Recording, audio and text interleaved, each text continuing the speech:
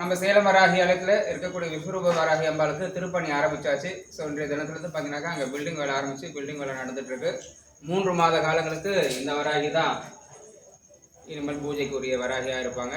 இங்கே எப்போ இருந்தாங்க, இருந்தாலும் எல்லாரும் அதிகம் ரெஃபர் பண்ணது அங்கே இருக்கக்கூடிய பெரிய வராகி தான். இப்போ அந்த அம்பாளுக்கு அழகான ஒரு பெரிய மகா மண்டபம், கோபுரம், பிரகாரம், ஒரு பெரிய பிரகாரம், எவ்வளோ பேர் வந்தாலும் உட்கார்ந்து தரிசனம் பண்ணுற அளவுக்கு விஸ்தீரணமான ஒரு பெரிய மண்டபம் ரெடி பண்ணிட்டு இருக்காங்க. குறைஞ்சபட்சம் 3 மாதம், ரொம்ப அதிகம்லாம் கிடையாது, ரொம்ப சீக்கிரமாகவே 3 மாதத்துக்குள்ளே அந்த பில்டிங் வேலையெல்லாம் முடிச்சு மக்களுக்காக திருப்பூலாக போகிறது. ஸோ அது வரைக்கும் வரக்கூடிய அன்பர்கள், சேலம் வராகி யூடியூப் சேனல் அன்பர்கள், அதே போல் வாட்ஸ்அப் குரூப் அன்பர்கள், அதே போல் முகநூல் அன்பர்கள் எல்லாருமே பார்த்தீங்கன்னாக்கா தெரியாதவங்களுக்கு ஷேர் பண்ணுங்கள்.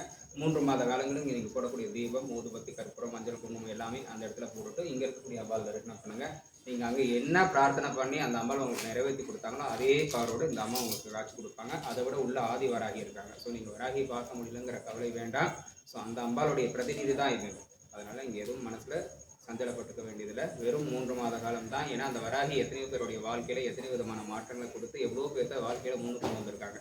அப்படி இருக்கக்கூடிய வராகி அது கூட பார்த்தீங்கன்னாக்கா வெறும் தகர கொட்டாயில் தான் இருந்தாங்க.